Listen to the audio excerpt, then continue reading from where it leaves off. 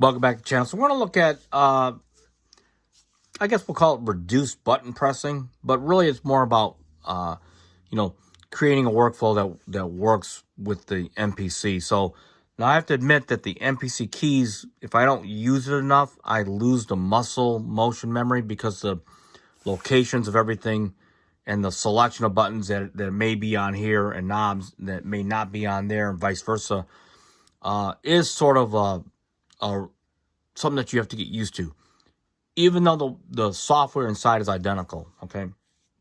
So let's just get to this. I'm going to go to the main preferences, and the first thing I want to just, it's a tip. Everyone probably knows about it, but it defaults under preference, sequencer, record arm. It defaults to single, but if you put this into multi, it's going to allow you to select tracks without having to use shift. So I can just go in here and easily select 3 tracks, and here's a lead. Very easy. Just deselect them. Let's say I want to do a keyboard stack. This is a sample I did from the Chronos and the Montage M. Let's see. To take the merge off of this, put it back on the auto. So this is a stack here.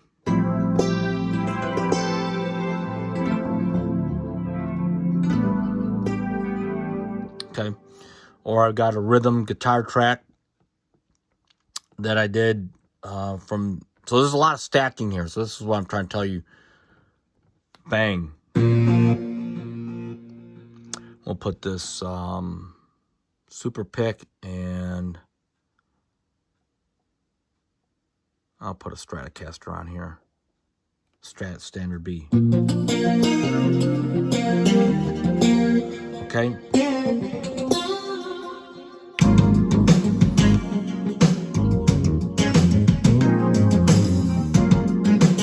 Okay, and then so stacking makes it that much easier. Now, theoretically, I suppose it might take a little bit of wear and tear off your tack switch wearing down, the wear and tear on your tack switches, because I find that shift and the main tracks button I press a lot, okay?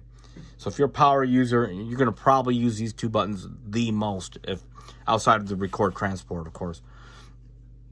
Unlike the MPC keys, which has 2 shift buttons, one on the left, one on the right. Like I said, I'm still working on my muscle memory on the MPC keys. Okay, so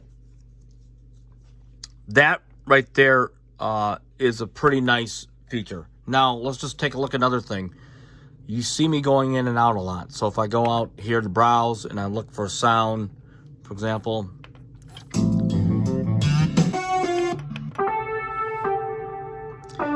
Say a load of sound here. Now, typically what you would do is you would go main, and you would perhaps either double click the main button to get to where you need to go,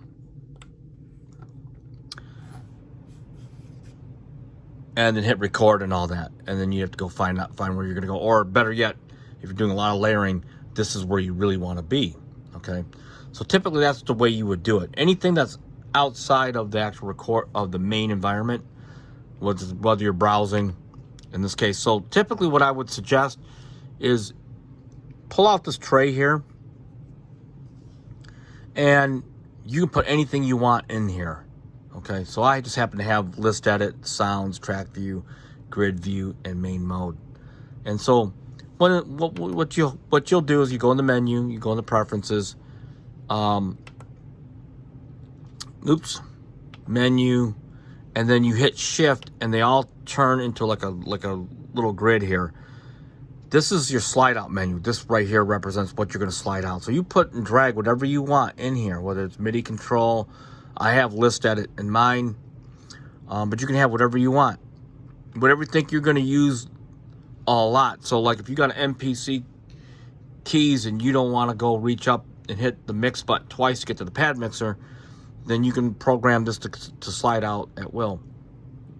Like I'll put, because I got a main menu already. So I think I'm okay with what I got. What I'll probably end up doing is put list edit back into here. Okay, so what will end up happening is whenever I slide out, these options pop out. Now, think about this. If I'm in Browse and I'm looking for a sound,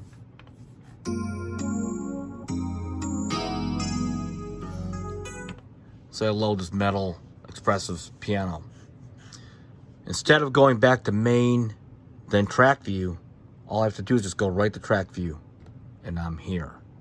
So these are all tiny little nuances within the MPC that are available, so that it takes some muscle memory, but it's designed so that you don't have to keep on going back and doing like 3 or 4 button presses or 3 button presses when you can do it off the touch screen. And like I said, you probably end up saving your tact switches or preserving them for a little bit longer.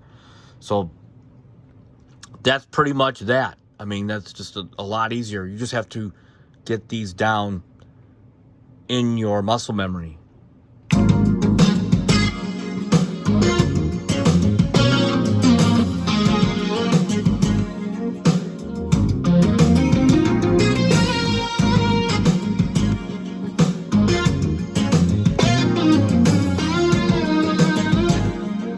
And that's a stack.